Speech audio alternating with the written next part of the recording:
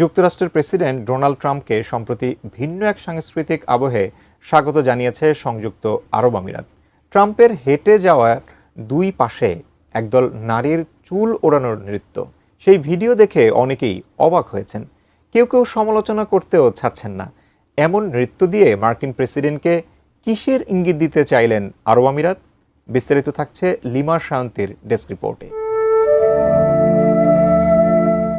মার্কিন president Donald ট্রাম্পের মধ্যপ্রাচ্য সফর নানা কারণে সংবাদ শিরোনামে উঠে এসেছে।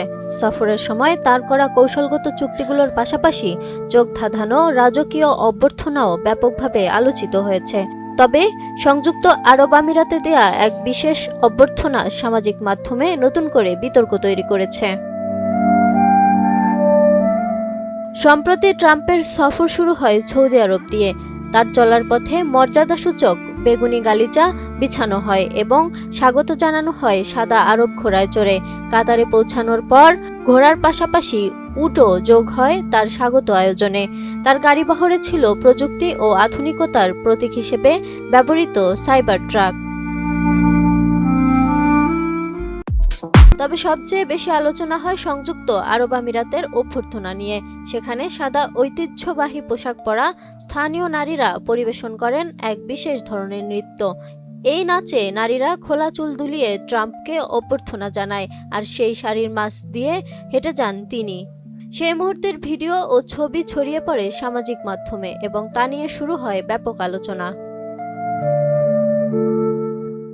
অনেকে জানতে চান কেন এমন একটি ইসলামী সংস্কৃতির দেশে জনসম্মুখে এই নাচ পরিবেশিত হলো।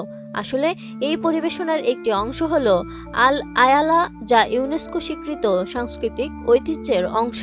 এটি মূলত উত্তর পশ্চিম ওমান এবং সংযুক্ত আরব আমিরাতের একটি জনপ্রিয় লোকজ পরিবেশনা। এতে ঢোল, গান, নৃত্য এবং অস্ত্রভিত্তিক মুদ্রা থাকে। সাধারণত পুরুষরাই দুই সারিতে দাঁড়িয়ে বাঁশের লাঠি হাতে গান গেয়ে ও নৃত্য করে এটি পরিবেশন করেন। নারীরা যে নাচটি প্রদর্শন করেছে সেটিকে বলা হয় আন-নিসা।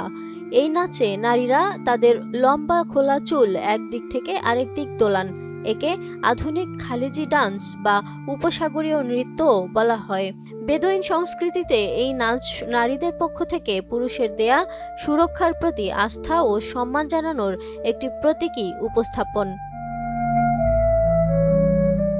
ট্রাম্পের মধ্যপ্রাচ্য সফরে নারীদের এই নাচ ও অভ্যর্থনার আয়োজনকে অনেকেই সাংস্কৃতিক আত্মপ্রকাশ হিসেবে দেখছেন। আবার কেউ বলছেন এটি রাজনৈতিক চামচামির চরম প্রকাশ, অথবা এটি ইসলামী মূল্যবোধের সঙ্গে সাংঘর্ষিক। তবে যাই হোক, খোলা চুলে ট্রাম্পকে স্বাগত জানানোর দৃশ্যটি এখন মধ্যপ্রাচ্য সফরের সবচেয়ে আলোচিত মুহূর্ত।